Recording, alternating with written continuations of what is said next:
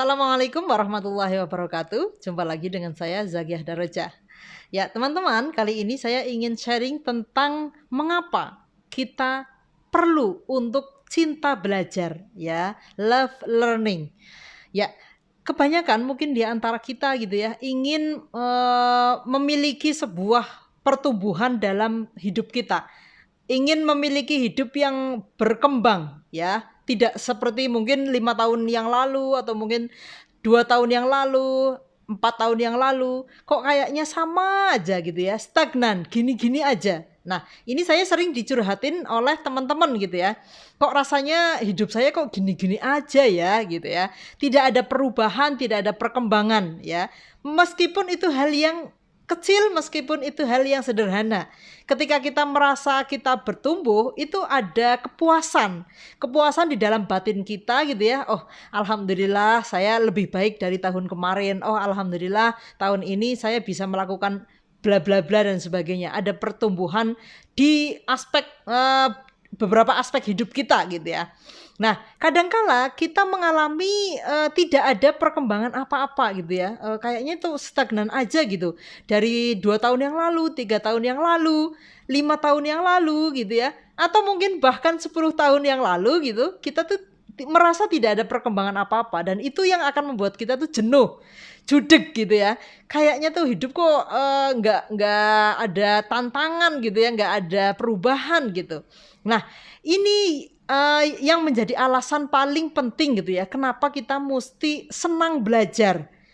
Ya, karena dengan kita senang belajar, itu kita tuh ada sebuah ilmu-ilmu gitu ya, yang masuk di dalam pikiran kita, yang masuk di dalam batin kita gitu ya, yang itu akan membuat kita terdorong gitu ya, untuk melakukan perubahan dalam sisi hidup apapun gitu ya, baik itu keluarga, baik itu karir, baik itu bisnis, baik itu sosial dan lain sebagainya, termasuk juga spiritual gitu ya. Tetapi kalau kita tidak senang belajar gitu ya, kita tidak cinta belajar, ya sudah, kita akan menjadi orang yang sama gitu ya. Dari tahun ke tahun kita akan menjadi orang yang sama saja, tidak ada perubahan, tidak ada pertumbuhan, dan itu saya yakin akan membuat kita judek, jenuh, tidak memiliki tantangan dalam hidup gitu ya, tidak memiliki sebuah niat gitu untuk melakukan sebuah hal-hal yang baru misalnya. Itu yang membuat kita jadi jenuh. Nah, kenapa kita jadi penting untuk belajar? Agar kita tuh senantiasa antusias gitu. Dari waktu ke waktu itu tuh kita ada antusias untuk, oh, saya ingin belajar ini, setelah itu saya mau belajar apa lagi gitu ya. Setelah itu saya mau belajar apa lagi. Itu yang membuat kita jadi hidup ini tuh hidup gitu. Tidak asal hidup ya, tidak asal hidup-hidupan gitu ya. Nah, kenapa kita seringkali malas untuk belajar?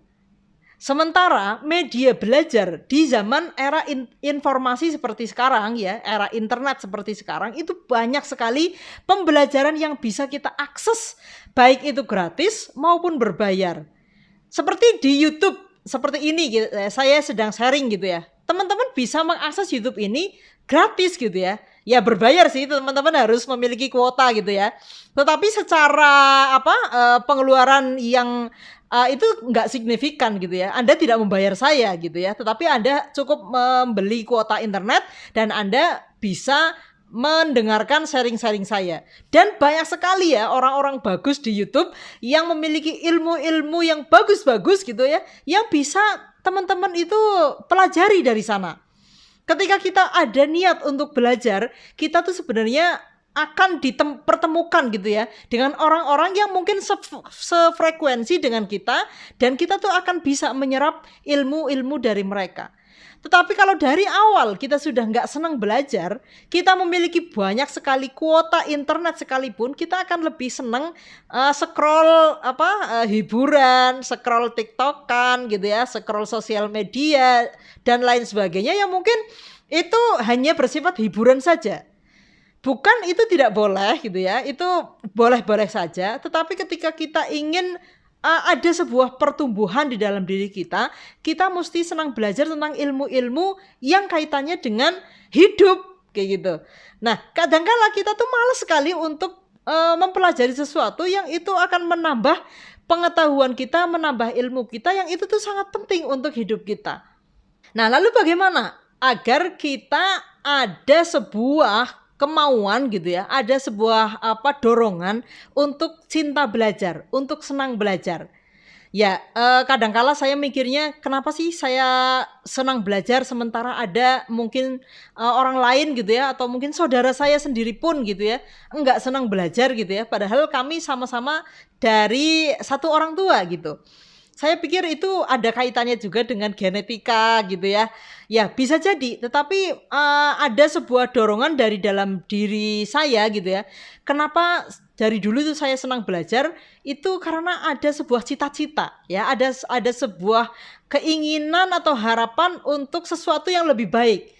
Misalnya gini, saya nggak mau hidup saya cuma seperti ini aja, atau saya nggak mau saya tuh cuma seperti ini aja dari tahun ke tahun. Ya sudahlah, dari jadi istri rumah tangga sudah cukup dan sebagainya ya, tidak menambah pengetahuan apapun kayak gitu. Nah itu yang akan membuat kita jadi tidak berkembang. Tetapi kalau saya melihat diri saya sendiri, kenapa saya senang belajar gitu ya, karena saya ada sebuah cita-cita atau harapan untuk terus berkembang dari tahun ke tahun. Ya, sehingga itu yang membuat saya tuh jadi senang belajar ya. Ada saya senang misalnya pengembangan diri, saya beli buku-bukunya, saya belajar dengan orang-orang yang memang ahli di dalam bidang itu. Juga saya senang nonton YouTube kayak gitu ya, orang-orang yang saya merasa serg gitu ya untuk belajar kepada beliau, meskipun itu gratis saya dengarkan gitu, dan itu sangat buat saya gitu ya, buat saya itu sangat menambah, kayak kita lagi lapar kita makan kayak gitu ya. Jadi kayak ketika kita menimba ilmu baru gitu tuh kayak oh iya ya begini ya, kayak otak dan hati saya tuh kayak disirami sebuah air segar gitu ya, jadi seneng gitu. Akhirnya itu yang membuat kecanduan, ingin belajar lagi kayak gitu.